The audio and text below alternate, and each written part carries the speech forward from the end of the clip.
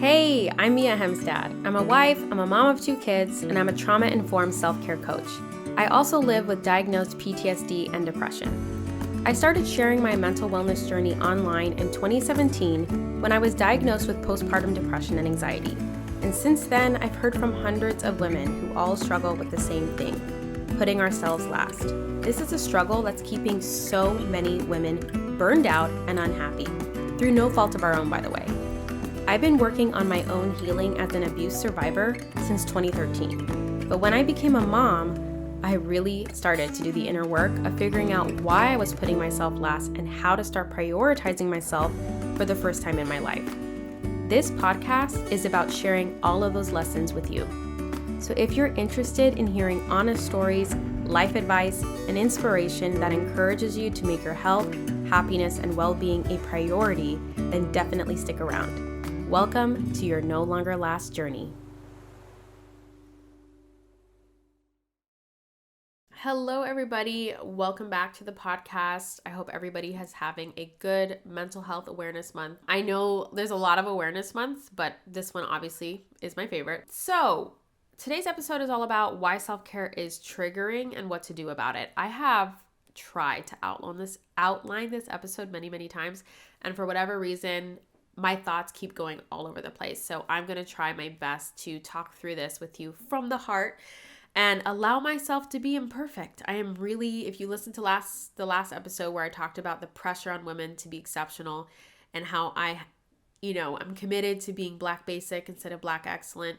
If you know what the Black excellence term and trope is. But anyway, so hopefully you guys will be able to follow along. All right, enough of the disclaimers. So why self-care is triggering? First of all, sometimes I come up with these ideas and I'm like, do other people feel this way? So if you feel that self-care is triggering, please send me a DM on Instagram at No Longer Last, because sometimes I'm like, maybe this episode is super self-indulgent and maybe it's just me. But regardless, it felt right to talk about. So a lot of times in the self-help space, there's so much content about building habits, time management, even energy management, time blocking, task batching, organization, minimalism. Like there's a lot of focus on the external and on, how we manage our time and things like that. And I just, like I always say, if self-care was just about, time management, like I think we'd all have figured it out by now. Or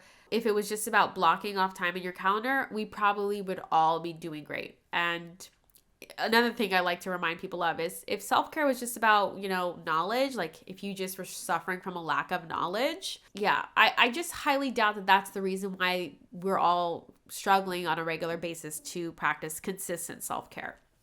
Especially since we live in like the knowledge age and we have more knowledge at our fingertips than ever before.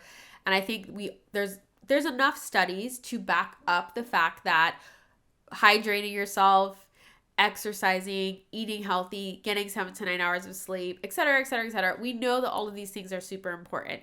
There's so much evidence that journaling is good for you. There's so much evidence that having social connection is good for you. I mean, the Surgeon General of the United States declared the United States in an epidemic of loneliness. It's considered an epidemic now because it's harming people's health, and it's worse than smoking a whole pack of cigarettes per day in terms of affecting your life expectancy. So I'm setting all of this up because I'm just like, I love to zoom out and I love to think big picture, and I love to get to the root cause of like why we're not doing certain things as people, as humans. Like, why are we engaging in certain behaviors or not engaging in certain behaviors? And so I want to talk about that. And my theories after, being on my own journey of trying to practice self-care and helping other people with theirs for the last 4 years. So the reason why I think self-care is so hard for us to do is because it emotionally triggers us. I think we have to acknowledge that practicing self-care, especially for mothers, involves taking time, money, energy. It involves taking resources away from our family a lot of the time. And that feels wrong. We feel guilt and shame when we do that.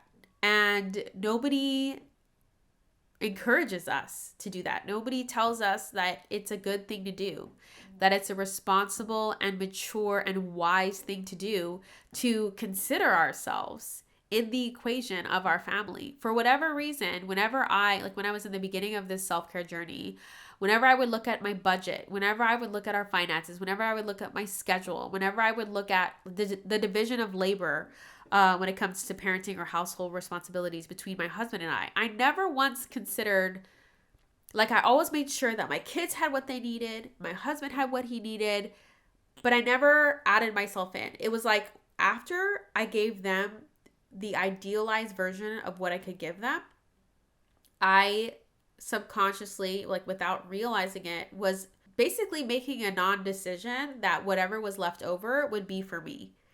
And that is hugely problematic, as I found, because guess what? There was never anything left for me. And I think a lot of moms realize this. We don't realize, well, we realize when we're burned out, but we don't realize while we're doing it that we are systematically putting ourselves last, because putting ourselves first or considering ourselves when we're divvying up time, energy, money, etc., putting ourselves in that equation makes us feel very triggered. And everyone's reason for that is going to be unique and individual. So I can only really speak to my own experiences here, obviously. So maybe you'll relate to some of them, but I want you to be thinking through some of your own experiences as well. The first thing that comes to mind for me is, because I'm working through it right now, is my struggle to spend money on myself, specifically when it comes to buying myself clothes or anything to do with my image. So clothes, like skincare, makeup, my hair, like getting my hair done by a professional who knows how to cut curly hair, anything that has to do with my image. Like, I finally worked through like spending money on like healthy foods, spending money on anything to do with fitness. Like, I don't mind like buying a yoga mat or buying like running shoes, or spending money on, like, I don't mind buying books or like educational materials because it's bettering myself, right? But it's like, oh, but buying like clothes and stuff, like, that's so frivolous. That's so self-indulgent. You don't need that. And I can pinpoint it to the fact that all of my clothes, I was the fifth child out of 11 kids, all of my clothes were hand-me-downs. I had 2 older sisters, so I just wore all their old clothes. And we had a good family friend whose their daughter was the same age and size as me, and so we always got her clothes. And so I never bought clothes as a child. And then when I left my home and was putting myself through school, obviously I had no money for clothes, and so I struggled to spend money on clothes. So I know a lot of us think that when our external circumstances change, that our self-care will change and our habits will change, but that's not how it works. Until we address the underlying issue, our behaviors will stay the same. So even though I got a job right out of college that paid pretty well and I made a lot of money in overtime, I was pregnant that year. I needed maternity clothes, and guess what? I went to work every day in the, like, this sounds really gross, but like the one pair of yoga pants I had, and I would just rewash them. And I would wear a couple of t-shirts from Old Navy, cheap t-shirts that I just bought in a larger size and didn't even fit my body well as I was growing, a pregnant belly. I just refused to spend money on maternity clothes because I was like, I'm only going to need these like in the 3rd trimester. I'm only going to need these for a few months and they're so expensive. And then once I'm done being pregnant, I'm not going to need them for like years. So what's the point? And so I ended up just buying all these size mediums and larges when I'm regularly a size small. And I ended up having to get rid of those because once I went back to my pre-pregnancy body, I couldn't fit the mediums or larges. And then I got pregnant with my second and I still had no maternity clothes. And it was like, I felt so bad going to work every day wearing cheap Old Navy t-shirts and yoga pants because I could afford to get myself some nicer clothes. And I was withholding that self-care from myself. I was withholding it from myself because there was a little girl who was 12 years old who spent 3 hours at the mall going through hundreds of clothes at Ross. If you're not familiar, Ross is like a super cheap department clothing store.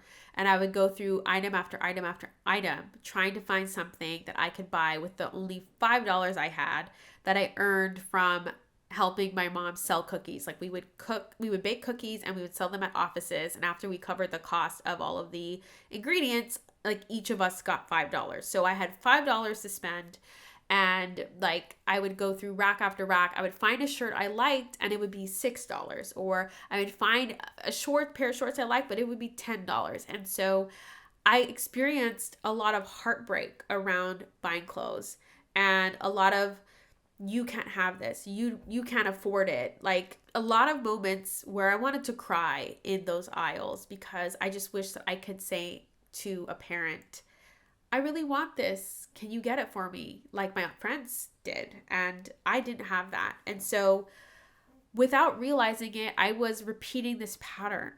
I was withholding clothing from myself, and I was dressing myself in a way that chipped away at my self-esteem and that made me feel ugly. If I'm being honest, I felt really unattractive. And I know that people are like, beauty is from within, whatever. Yes, it is, and you should feel good about yourself. But you know what doesn't feel good about what doesn't make you feel good about yourself? Having the resources to provide for yourself and still withholding it because you don't think you deserve it, or because it triggers past memories of when you couldn't afford it.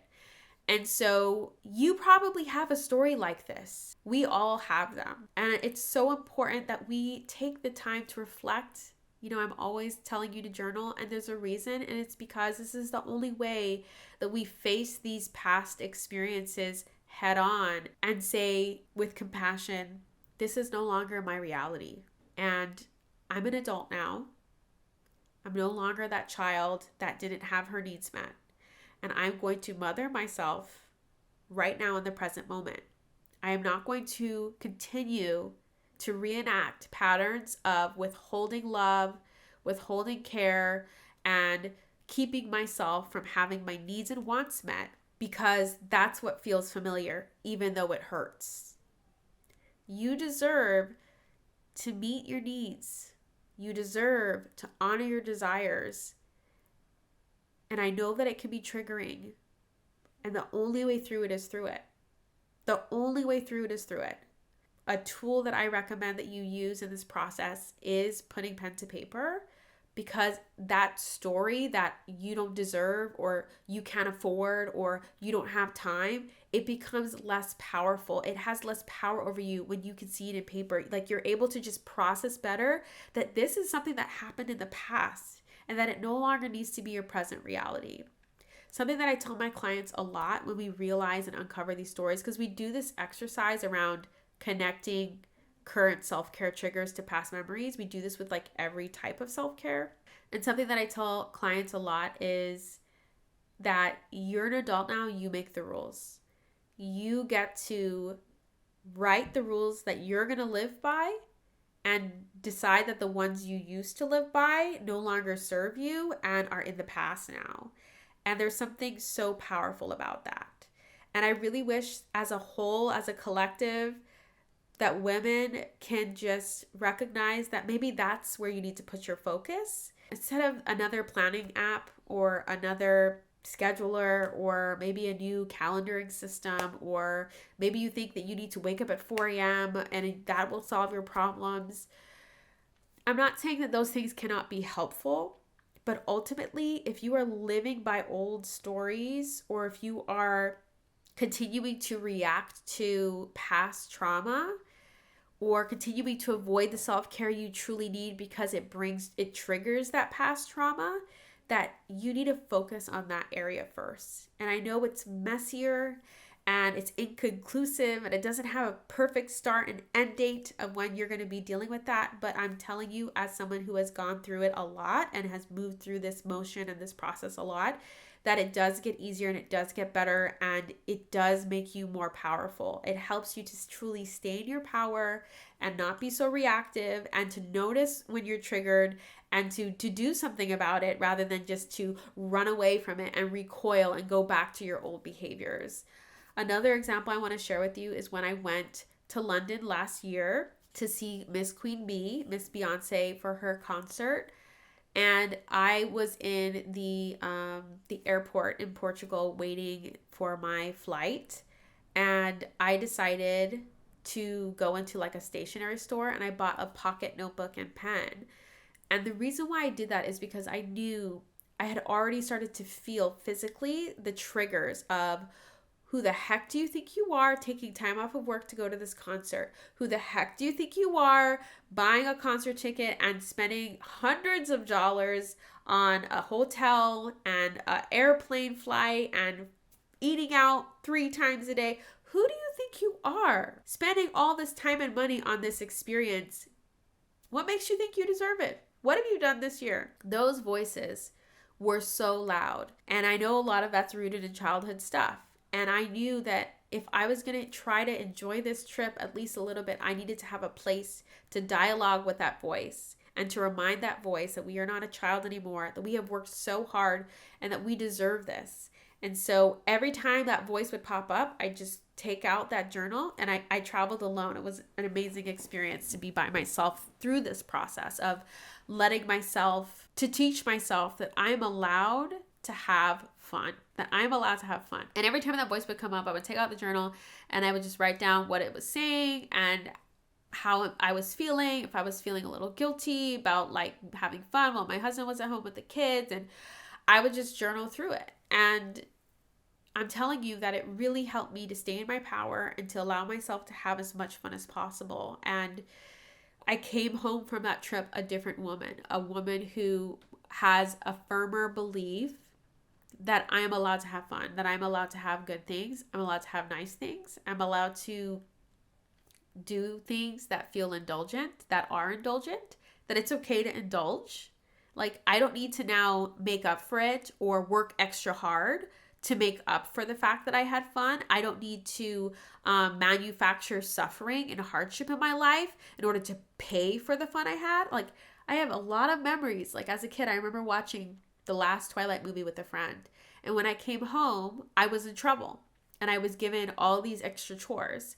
And the only reasoning was, you went out and had a good time, and now you need to come home and do some work because you've been gone. And so now you need to come home and do a little bit more work than everybody else. So on top of the dishes, you're also going to mow the lawn this weekend and rake up all the leaves, and you're going to clean all the glass doors. And I was always punished whenever I had any fun. And so I still was living by that. I was like, oh my gosh, I can't have fun because when I come home, I'm going to have to do even more work. And I was just like, whoa, whoa, whoa. Says who? Says who? This is my house. I make the rules. Who's punishing me? And sometimes, if we're honest, we're punishing ourselves. Or or society wants to punish us. And we go, okay, yeah, you're right. And that's the thing I'm always trying to tell you. Some of these things are self-inflicted, and some of them do come from societal messaging and cultural messaging. But what I want you to do when that crap comes up that's coming from outside of you is I want you to actively reject it and go, no, not on my watch. I'm living life by my own rules, and I'm going to actively define what that is. So hopefully I'm communicating why self-care can be so triggering, and hopefully you're understanding that the only way through is through. Like, you have to recognize when you're being triggered. It's often a physical feeling. If you tune into the body, it's often physical. For me, it's usually present in the chest, a constriction of the chest or in the throat, or I feel my energy get zapped. Like, if I want to do something and my body's response is like, I'm so tired, all of a sudden I need to lay down, that usually is a sign that some childhood trauma has been triggered or some societal messaging of what I should do instead to be a good mother or a good wife or a good woman. And it's time to do some digging. I hope, again, recapping that, don't try to figure this all out in your head. You'll end up just in a rumination spiral, a thought loop that never ends. I recommend using a journal to face whatever's going on inside of you head on and to write some new narratives for yourself that you're going to live by. And then also, I'm trying to look here. You know what? I'm sorry, this episode's a little unhinged. I really want to come back to the idea that giving yourself something means you're taking away from something else. I think a lot of times we don't want to acknowledge this because it sounds dirty. Like, Mia, are you saying that when I go on this trip for myself, or when I buy this shirt for myself, or if I take this class that I've always wanted to take, that I'm taking away from my children, or I'm taking away from my husband? I think a lot of us know this deep down, but we don't want to say it out loud because it feels dirty. And I think it actually is better for us to acknowledge that, yes, that is what this is. Like when I spent money on this trip, that means that my kids didn't have as many extracurricular activities the following trimester.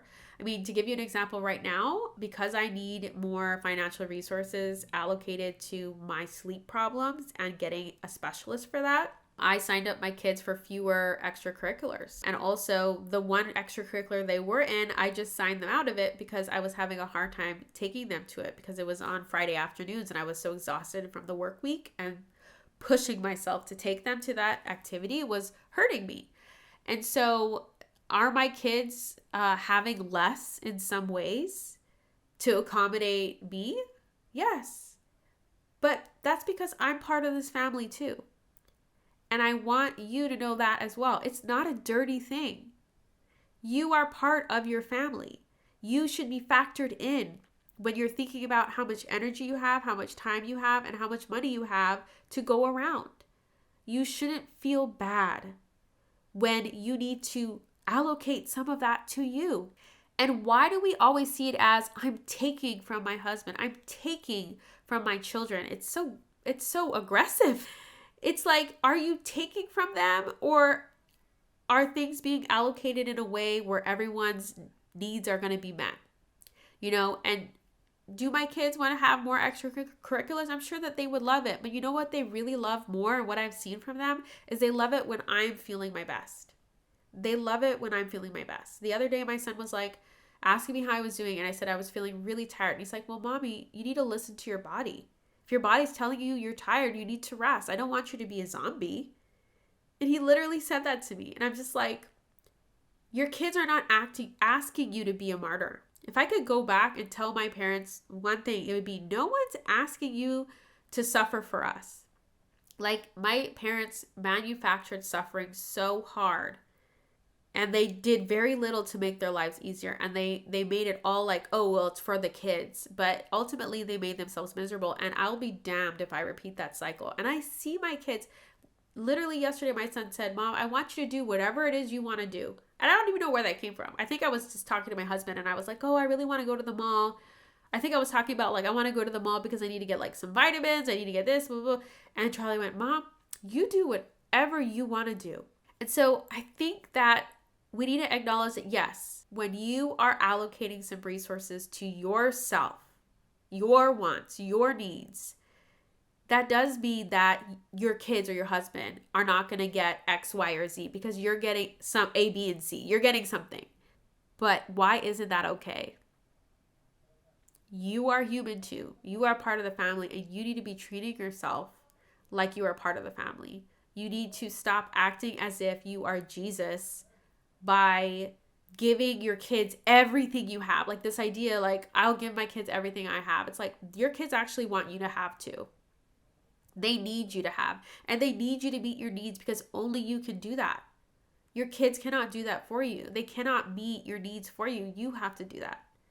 And so a couple years ago, it would have killed me to, it would have made me so guilty and ashamed to pull my kids out of activities so that I can pay for a specialist to help me with my sleep. And now I was just like, this makes me a better mom. I deserve some of this too. I deserve some resources as well. And you have to remember that on top of the fact that you just simply deserve it, that it makes you a better partner, parent, and person. That it creates a positive ripple effect that benefits everyone in your life. But you have to do it first and foremost because you deserve it, not just because it benefits other people. So I just want to leave you with a few things. I want you to ask yourself, what do I need right now in this season of my life? And then I want you to ask yourself, what is getting in the way of me giving this thing to myself? What is getting in the way?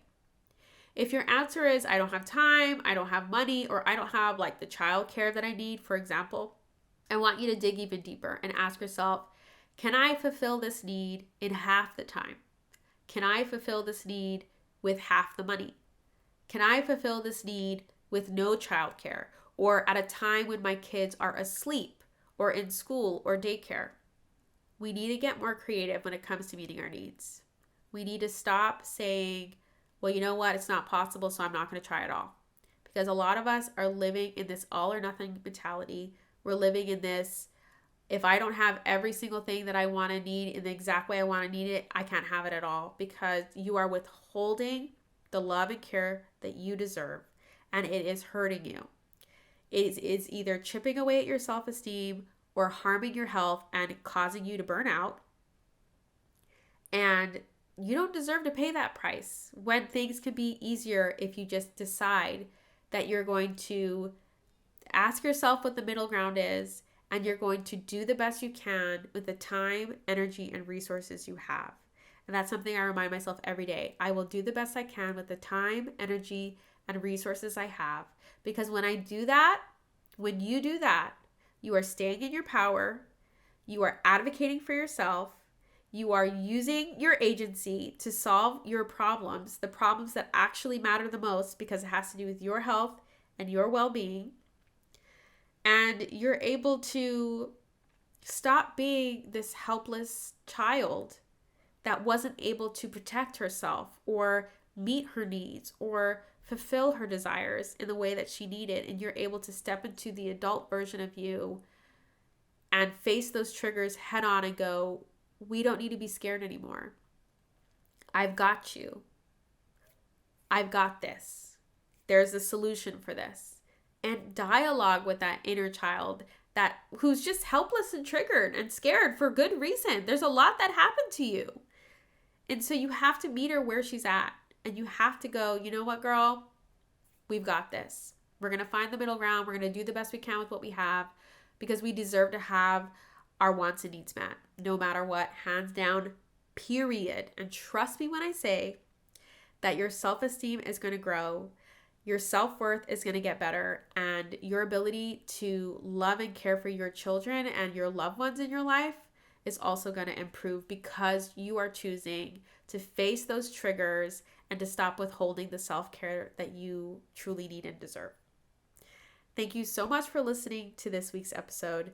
As a reminder, there are no podcast episodes in June, as I am taking some extra time to figure out what's going on with my sleep and try to get some more support with that. But I hope you're subscribed to my email list, miahemsad.com/letter. And that's where I'll be continuing to communicate with this community and offering support and advice and tips. So love you all. Thank you. And I will see you next time. Bye.